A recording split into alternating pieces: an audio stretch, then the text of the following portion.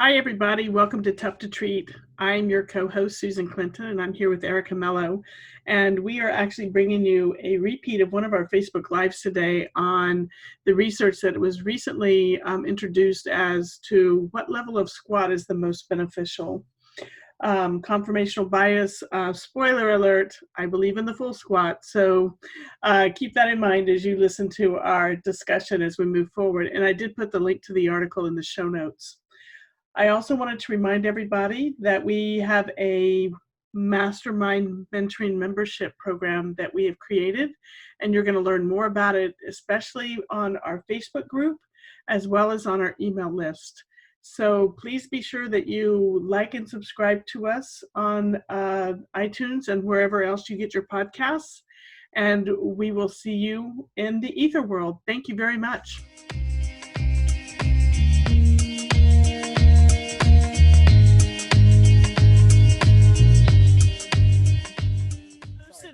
Article. I haven't been able to grab the full article yet, but I will get that. And as soon as I, get more details, I can let you all know just a little bit more about it. But the only thing I could post was the abstract. And the article was full squat produces greater neuromuscular and functional adaptations and lower pain than partial squats after prolonged resistance training. So some of the literature has, and I'll put this right out there because I've learned to do that. My conformational bias is this. So I did not find this article on my own. I saw it somewhere else and I read through the abstract and I loved it. So I thought I would post it because Erica and I have talked about squats and squat progressions. Quite a bit. We've talked about progressions of the feet and, just a bunch of different things. But we've also talked a lot about the hip. And I think the reason that I like this article is because for the first time, it's attempting to look at things other than just the performance of a squat. Sorry, guys. Sorry, Susan. Sorry, everybody. That's okay. Yeah. So it's looking at things other than just the performance of a squat. And because, the question is, why do we do squats? So people can squat down better. But sometimes the exercises and the things that we do make us better doing other things as well. Yes. And that's what I wanted to point out about this article because I thought it was great. Just to let everybody know, I'll just kind of go through a couple of particulars and then you and I can kind of talk just a little bit about it. Yeah, it's the one that you posted. It's the one that Susan posted yesterday. I posted it yesterday in our Facebook group. So, and if you want the full text article, you're going to have to email us, because you can only give it away to one person at a time. There is no way I can publicly post it, but I don't have it yet. So give me a day or two to get it. Okay. So off to the races here. So they looked at full squat, which was butt towards the ground, all the way down as low as you can go. They looked at a parallel squat with the feet in parallel. Now, again, I only have the abstract, so I don't know what parallel means, like hip width, wide, or the feet turned in, or the feet parallel. I don't know, but that's what they said there. Half squat to me means that you're going halfway down, or like Erica would call it a tabletop squat, I think you called it. So the thighs are like tabletop. Yeah. And then a control, which was a training cessation. So they didn't do anything. And so they completed a 10-week velocity-based program using the same relative load. And they looked at 60%, 80%, and 1 rep max. And they only differing in the depth of the squat trained. So they trained at those depths. So in other words, the full squat trained at full squat, the parallel squat trained in parallel, the half squat trained at half squat. And then they wanted to look at so they looked at neuromuscular adaptation, which I thought was very cool. You can go in and read a little bit more about how they actually did the training. And we'll talk about progression here in a minute. But neuromuscular adaptations were evaluated by a 1 rep maximum strength in that activity, a mean velocity. So how fast could they propulse or come up out of the squat is what I'm taking this to mean. Again, I don't have the full article. At each squatting depth. And then the functional performance was assessed by counter movement jump, 20 meter sprint, and the Wingate tests. If you don't know anything about the Wingate test, I had to look that up. That's a anaerobic burst of energy measured on the bike. And that was first performed in 1970 at Wingate University. So you can look up a little bit more about it, but that's considered to be power. right? Anaerobic burst is power before you get into endurance. So it's a different part of the Krebs cycle, or Yep. maybe not even the Krebs cycle. It's a different energy cycle for Mm-hmm. anaerobic Yes. versus aerobic type activity. And so what they found, which was very cool, was they found that that that people did better if they trained at the full squat or the parallel squat. They had great improvements in all of these types of movements, and that the people who trained at half squat not only didn't do as good, but they were the only group reporting significant increases of pain, stiffness, and physical functioning disability. They did a couple of physical disability functional outcome measures with these people, and you can read the article to see what they were doing. And I Mm, thought that was so interesting because yeah. when we think about that and we think about meeting people where they are, I think it's really important. And so this is one of the things that I wanted to hop on and talk about with you, Erica, because my bias is I want people to go as low as they can. Mm-hmm. Mm-hmm. I'd love for everybody to get down to a full squat. We were just talking about how we've kind of both modified our home workspaces to where we have a little bit better room to do some of these functional activities, because I've noticed that I haven't been squatting as much since I've been at home. I'm actually doing more when I jump in and out of my truck than I'm doing at home in the house. So but so coming from a neurological background, and I'm just going to throw this out to you, Erica, and then you can chime in with your thoughts. Mm-hmm. I've always kind of just started with people at various level of sit to stand. So to me, I'm going to use sit to stand as kind of as a beginning method of assessing how people can squat. How low can they sit and how much from a seated position can they stand up? To me, that's the basic functional activity of a squat, besides just squatting to the ground and lifting things up. Yep. And I've always kind of contended that you start where they are, but you immediately progress them to higher and to lower loads. Mm-hmm. This particular article didn't talk about moving to, being up higher for the little like mini squats. Mm-hmm. It talked about going to that tabletop squat, which is just like the basic seated if your thighs are at tabletop, or half squat. And then it talked about going into, keeping your feet parallel and or going into a very deep squat. Yep. Again, don't know the parameters of exactly what that squat looked like because we don't have the full text of the article. But what this article seems to have found is that when you keep people at that half squat and they train at that half squat, that they actually end up having more problems than actually doing the thing that people are afraid to do, which is to go deeper into their squat. Yeah. Yeah. You almost wonder if they're doing the half squat wrong. And I think that for me, like I literally have to squat to the floor. I'm pretty flexible. I've got a lot of hip flexion and knee flexion.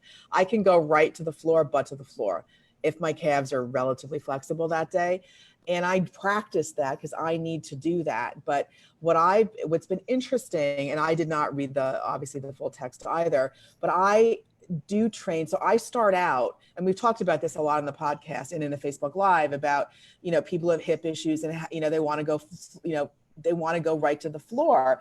And, for the hip, that's a pretty symmetrical, relatively easy activity if you have the requisite hip flexion. The harder thing is just doing like a one-legged squat, obviously on a hip. Mm-hmm. But, I test the squat I tested parallel. I mean, narrow or parallel, hip width, and then I test it wide. And obviously people, when they go wide, they've got more of that sumo, that externally rotated, and they can go down pretty low. Mm-hmm. But what's interesting to me is people squat better when they go lower. Yeah. I don't know what it is, but I actually treated somebody yesterday outdoors and he had a hip issue and we talked about the squat. So I told him to hold on to, get into a door jam, hold on to the door jam. So he's sort of parallel with the doorway, and get very close to the doorway and squat and try to get your butt to hit the other side of the door jam. So mm-hmm. He was literally squatting and he was going really low. That's how you properly squat. So people who, I'm thinking, why didn't the half squat work? Maybe because these people weren't even squatting properly. I think when you go lower, they squat better. And I'm wondering if you're going in, I like that idea, because if you're going into the half squat, are you going in tucked under or are you going in tucked out? are, what I'm saying, like the pelvis is more into an anterior rotation or a posterior rotation as you're going down. Yeah. And can you go into, can you get down, what's actually happening to them and what do they look like? It would be interesting to see kind of if they gave them some coaching on squat this way, Right. squat this way, what happens when you do this? So much has been written about, butt winks of, for lack of a better term, but that's just basically at the end of the squat, just tucking under. Mm-hmm. Is that a bad thing or a good thing? I don't know. To me, it depends on the functional activity that they're trying to do or how Right. long they're going to be hanging down there, because they're not going to hang down there as easily. Catchers tend to not butt wink, many of them, because they're like in a readiness to move out of Yeah. a squatted position Yes. because of what they have to do functionally for their thing. But what about somebody pulling weeds? Or somebody squatting down to tie their shoe one leg, or to squatting down to help their kids, or or to get something out of a bottom drawer, Right. for goodness sakes. Right. But you think about how much power it's how much power needs to be generated with a half squat coming up versus a deep butt to floor squat. A Mm-hmm. lot more power with the deep butt to floor squat. But I think that it's easier to compensate with a little posterior tilt with a half squat than a full Mm-hmm. squat. It's really hard to compensate when you're really, you can shift your weight over to one side, but it's really hard to compensate when you require maximum knee flexion, maximum dorsiflexion, maximum hip flexion, and an interior tilt. And I think that's harder to compensate when you're down that low. So I'm wondering that could be why they didn't do well or were worse, because they weren't Mm-hmm. exploring the end range of motion of their joints Right. and generating the propulsion to come out of that full squat. Mm-hmm. That would be my hypothesis. But what I also love to do in a butt to floor squat is have them do side to side, like in this Mm-hmm. squat position, do a little lunge, straighten one leg out, do a little lunge, straighten the other leg out, Mm-hmm. because that would be a catcher, right? Depending on what leg is forward, catchers need to be able to shift weight side to side. Yeah. side to side. And even when you're, if you're looking into a drawer and you need to reach something, you need to be able to sort of go out of that parallel universe, or not parallel, but out of that symmetrical, straight plane neutral universe, and go side to side in a deep squat. And you need to be able to move out of those positions well. So, but I'm wondering why the parallel, if it is, we have to read the article, but I'm wondering why a parallel squat.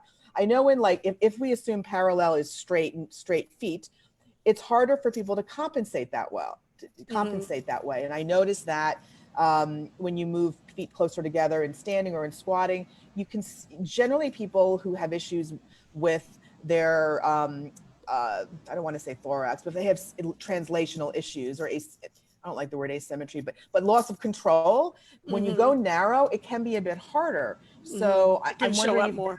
they can show up more. Exactly. Mm-hmm. A compensation will show up more. So I'm wondering if that's why. It'll be good to see what their definition of parallel squat is. Was it parallel at at their hip width or their shoulder width? Or, was it just like deep squat and then bring your feet in parallel, deep squat? I don't know. We'll have to see what that shows. I think the most interesting thing about this article that I wanted to bring up was the fact that they didn't measure hip range of motion and knee range of motion. They didn't spend a lot, apparently. Now, maybe they did in the full text article. I'm just looking at the abstract. But what was meaningful to them was how training at that deep squat changed other aspects of neuromuscular performance. Yeah. In other words, their anaerobic performance improved on the bike in that Wingate test. Their force, the velocity force propulsion improved coming up out of the squat. Mm-hmm. And a 20-minute sprint. Well, they weren't training sprints. Yeah. No. No. But there's something about that deep squat that was really super uber training the muscles that you need, to have the kind of propulsion for a sprint. Yeah, but and so they were looking at a 20-meter sprint for those people. So staying kind of more in the anaerobic range, which makes sense, because if you're lifting at 60 to 80% of your 1 rep max, you're definitely staying more anaerobic.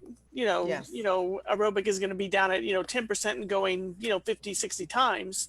That's going to train much more of the at least the cardiovascular system is going to be much more aerobic. Yeah. So, I like the way that they were looking at activities that were basically more anaerobic, to match up to the training that they did. And the surprise that came out for them was the half squat. Not only did they not improve those other parameters, but they ended up complaining of more pain and more stiffness from doing it. Yeah, see, that blows my mind. And I mean, it doesn't in a way, but you think about it, they lost options for movement. They obviously lost options for movement. So it doesn't take, a lot of effort to do a little half squat. It really doesn't. You sit down every day. I mean, it's the same thing, right? But going to the floor, but it's very interesting because I did for my master's a long time ago in exercise physiology. I did a project on the effect of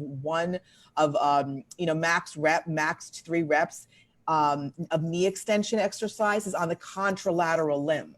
So we measured strength in the right and the left, and we just did knee extension on the right. That's all we did.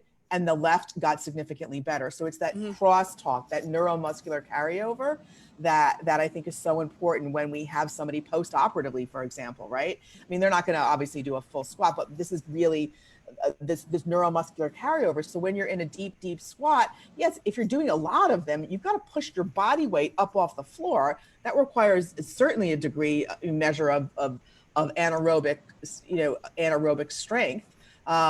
But what I found interesting is that a lot of my older patients, they can't get up off the floor. I mean, that is a big problem. I've had patients pass away from falling on the floor and they can't get up. Right. So so it begs the question, anybody who's listening to this, do we train our 80-year-olds to go to the floor? Squats. Yeah, to go do full squats to get down, to get up. To come up into a half kneel from a full squat. What are we doing here? Because to me, it's like, wow, if people who are training at the half squat all the time, which is many people 40 and older, and that there's younger people in there too. I'm not picking on, I'm in that age group, by the way, but it makes me, because people say, oh, well, they get up and down all the time. They're always up and down out of the chair. Well, maybe that's not enough. No. But maybe if you want their markers to increase and their power to increase, getting up and down from a chair isn't enough. Maybe we need to all be sitting on the floor more, Yes. and that includes moi. Yes. It's like, wow. So, I mean, but it does, blow the whistle on, it's okay to meet people where they are, but boy, you need to get them going deeper. Exactly. Start immediately giving them strategies and ways to start getting out of deeper and deeper positions. So, as people get older, what do? They raise the height of their potty seat. Exactly. Because it's easier to get on and off the commode. And it's like, I would rather have somebody have handrails on the side of the commode in a deeper seat. Well, I'm a pelvic health therapist too, so I believe in getting into a squatted position to go to the bathroom because it's easier to move your bowels. That's another whole story. But to me, if they had to do that all the time, they'd be better at it. Yes. And if they're having trouble, I don't know, you have pain, you have an injury, well, then you need to modify it for a bit. Yeah. But what they do, they put in taller commodes, and it's like, don't do that. Yeah, I mean, have shorter ones. Right. If they're just post-op knee replacement, I mean, obviously, but they need to get to the floor. I love the TRX for that. I have some of my older patients grab that TRX, lean back, like the sample, the example in the doorway I gave earlier. Just lean back, hold on, and just go. You're not going to fall. Go. I'm right behind them. And they're usually afraid to do that. Yeah, because they haven't for so long, and their vestibular system is like, we don't belong here, and they're going backwards, and they're afraid to fall backwards, right? They're afraid to fall, and I do think that going halfway encourages, I'll say it, poor mechanics. I do. It just does. Because we see people using all kinds of crazy stuff to get in and out of chairs all the time. So perhaps maybe, and what they're doing is they're training themselves, people are training themselves into half squats. Yes. And this, to me, this article, although it's small and it's small power and things like that, but it's exposing what everyday training looks like in people. And if half squats is what everybody's doing all the time, or for a majority of the time, then no wonder we have more pain and stiffness. Yeah. If that's the outcome of that, whereas if we made people work a little harder and kept working a little harder at it and not make life a little easier, or at least the physical movements a little easier, then maybe we would feel better. It's just one of those things. We stop moving because we don't feel good. And then we don't realize that moving is what's going to make us feel good. And we're all included in this. Every physical therapist out there, I'm sorry, I know Yes. some of you are my age and older, and some of you are younger, but there are times when it just gets to be too much, when you don't feel good.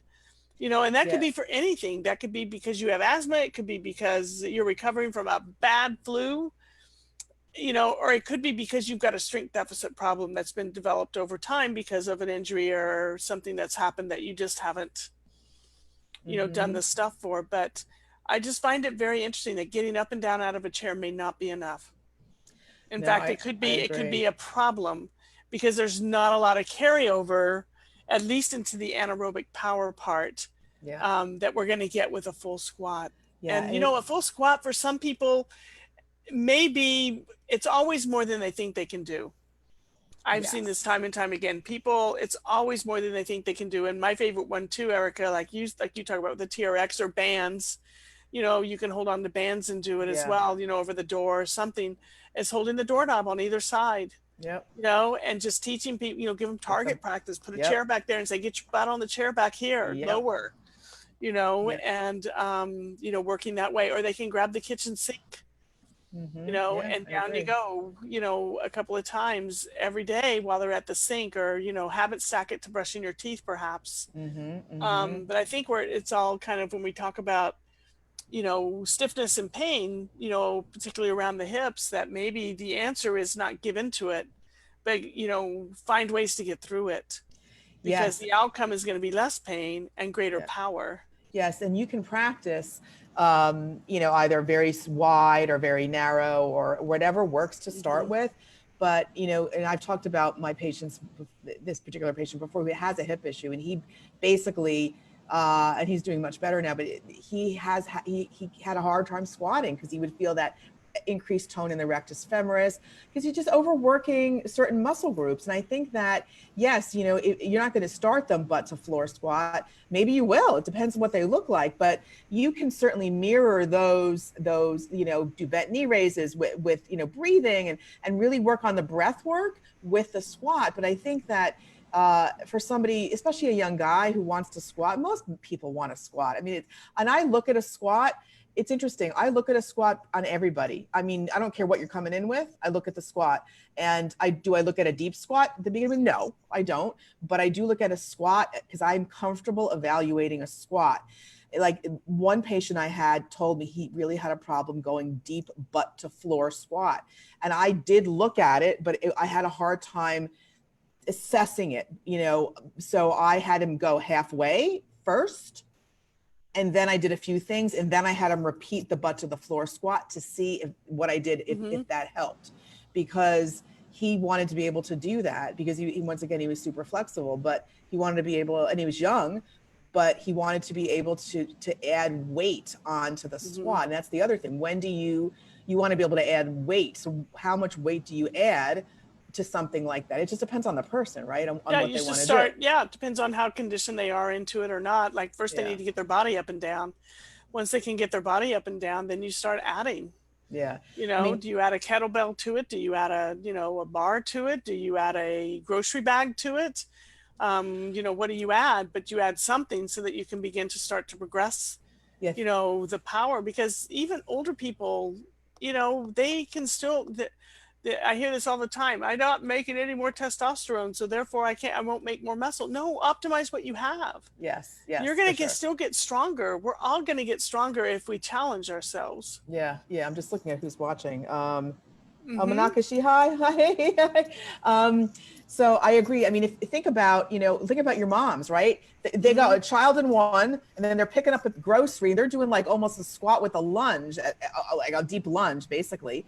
And so, for me, my progression for like a squat, you can do you can do like 75% squat, you can do a butt to the floor squat, then you can have them do a split squat, because I mean, those split squats are really functional when you're squatting in a split stride stance position, and you go down as low as you, that's very very functional. You're, split squat, you're picking up something versus doing a full squat. And then you could go, deep squat side to side, like a lateral lunge. And then you could do a very deep lunge. Those are really low, deep exercises that you could do. And then you could progress by either going out of the sagittal plane, going transverse, or you can add weight to it, or you can add, we love talking about eyes. You can close your eyes. I mean, things like that. That would be, or literally have them in a really deep butt to floor squat and play catch with them. Right? I mean, those are some really great progressions. Yeah. So I think to me, the as we get close to ending our Facebook Live here, my take home message is if people tell you, what should I do when I go to the gym? My take home message here is figure out a way to start getting deeper and deeper in your squats. Yes. And start loading them. Yes, It's just because this really brings home the things that I think we know and the things that we trust. But it's another article that can confirm that I'd rather you squat deeper than do a whole bunch at a position that you're comfortable in. Yeah, and for those find the deeper positions and really start to develop those and really start to train those. And then, like you say, Erica, then start giving the variants around it. But if you only have time for one thing, go deep. Well, yeah, for people who are coming in late, we'll post the links to the article again in under the Facebook Live. And if you have patients who just are afraid, start them in the doorway, start them with the TRX machine. But I do believe, and we can post this in the group, I do believe we should train people who are in their 80s to go butt to floor if they can. I mean, if they have no significant knee problems, I mean, a lot of people do, but how are they going to get up off the floor? So I think we need to train them with assistance first, and then Yes. load them. And I believe load and range are very important for life. I had a patient this morning. She's like, couldn't, do this. And I said, do you reach up in the cupboard? She's like, I do it all the time. So it's like, our lives and what we do in our life requires a lot of these movements. And what I find fascinating in this article, and we can end with this, is that it actually increased power and cardiorespiratory endurance in a 20-minute running test, as well as just other variables that they assessed. And that just goes to show you the neuromuscular crossover of doing load at end range. Yeah, and you can do it, and that's what we're talking about is end range. Yeah, and a half squat is not end range. No way, no. And in the beginning, it might be for somebody who really has some joint stiffness, but I promise you, if you start challenging that before you start loading, then you're going to be able to get them a little bit deeper. You just may have to go with a much slower progression. Yeah. And a much more careful progression and assistance to it as well. Yeah. You can't just take somebody and say, go deep if you've never done that before. You got to meet them where they are. But my thing is, instead of meeting where they are all the time, is can we begin to get them to go a little bit deeper? And I think we're getting a question here. Yeah. Did you from Adam? From Adam. Yep. Any caution with older people and deep squatting with lumbar fracture due to osteoporosis, thinking lumbar flexion substitution for poor hip flexion range of motion. Yeah, Adam, that's some of the things that we definitely, you have to kind of consider the whole person. And Erica and I were talking about actually looking at a half squat just to kind of see what's happening. Because if they're starting to like super lumbar flex before they're even halfway down, then we've got a problem with somebody just going from regular sit to stand. Yeah. That has osteoporosis, that might be a little bit more at risk for loading those vertebral bodies a little bit more. So really working on maybe gaining that lumbar extension range just slightly, enough to get out of flexion as they begin to develop the hip flexion to go down. Mm-hmm. So we definitely want to be sure that we're not overriding the hip flexion that's necessary by lumbar flexion or thoracic hunching, or and that also goes down. This is a great question, Adam. Thank you for allowing us to expand a little bit more. But also for people who need to develop a little bit more ankle dorsiflexion. Totally, yeah.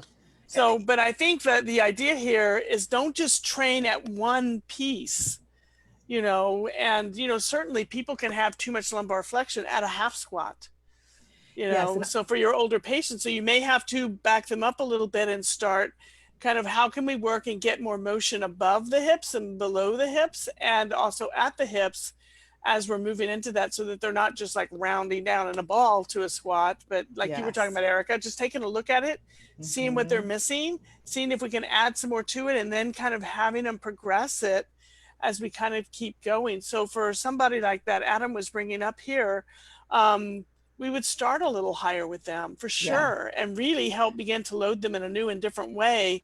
And that would be with their own body weight in the beginning, and maybe with some assistance like arms up, I was holding just on to gonna say something, TRX to see if doing, yeah, or just the kit, our the kitchen. wall, or Yeah. something to hold on to, the doorknob, anything where they can begin to, like, maybe even just get into that partial squat and begin to feel the range of motion changes, and Mhm. rocking forward to get the ankle dorsiflexion, getting some lumbar Mhm.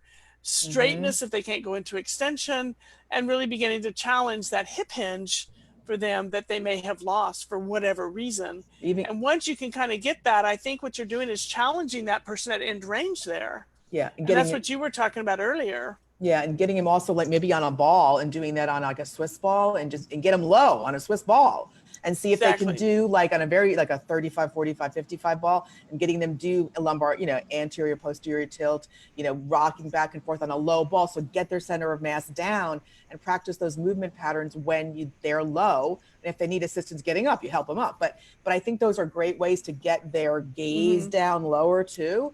Because as you get older, you got neck restrictions, you got all sorts of things, right? And they're just going to look down because a lot of them can't look up anymore when they get older. Hmm. So Yep. that's a great question, Adam. Thank you Yeah, you have to for that. consider the whole person integratively for certain, and take Yeah, a look at what else may be happening and why. But yeah, the as far as I'm concerned, the glutes are the engine muscle, and any way we can get them, rolling a little bit better, I think it's going to be helpful for our clients. yeah. And just one more thing. I'm just thinking of a patient I have. He loves bridging, and I'm like, the guy is doing it completely wrong. He's not even recruiting his glutes at all. Okay, all he's doing is just pushing his back up. And if you think about it, so I got him up into a squat. I had him hold on to the door jamb and I had him literally go back into the squat. So he actually felt his glutes. I'm like, that's what you should be feeling when you do a bridge. I don't give bridging out very much, but he kind of wanted to do it. And when he did it the right way, he realized how weak he was because he was just compensating. And so Hmm. ultimately, it's not a real functional exercise, but we can that's another whole nother Facebook Live. But I think that if you can get them up into a position with some assistance first to get them to feel what they're supposed to feel, and then train small ranges, and then you can get them lower. Rome wasn't built in a day. You're not going to get these people to the floor immediately. But like Hmm. for myself, I have to do that every day. So I literally do that every day. Now that I'm here at home, I'm doing butt to the floor every day. Because if I can't get out, if I can't get up or get down, I'm like, that's not good. Exactly. So All right. there you Thank you, go. everybody. I thought it Thank was you. good to find that and to post it and bring up some good information. Feel free to leave more comments about it, either Absolutely. here or either under the article that I penned, and posted for you. So, and Oh, we we'll, could pin the post if you want. I can pin the post yeah, on the Facebook group. Yeah, yeah, that's a good one. yeah, that'd be great. But I've got, Yep. the article is on the Facebook group, and if you guys run into any articles that you think are great for like changing patient, I brought this one up because it just showed that the patients who really trained at half squat had more problems and didn't make the gains that they did Amazing. when they went deeper. So whatever we can do to get our folks to, as Erica says, probably at least to their end range, even if it's a different end range than what we would hope for them, it's still more than what they think. That nobody really ever goes to end range. So when we can get people to really trust that they can go to end range without sacrificing something else, then Yep. I think we should really be striving to do that. I agree. Awesome. I Thank agree. you. Thank you, everybody. Feel free to leave any comments. Enjoy.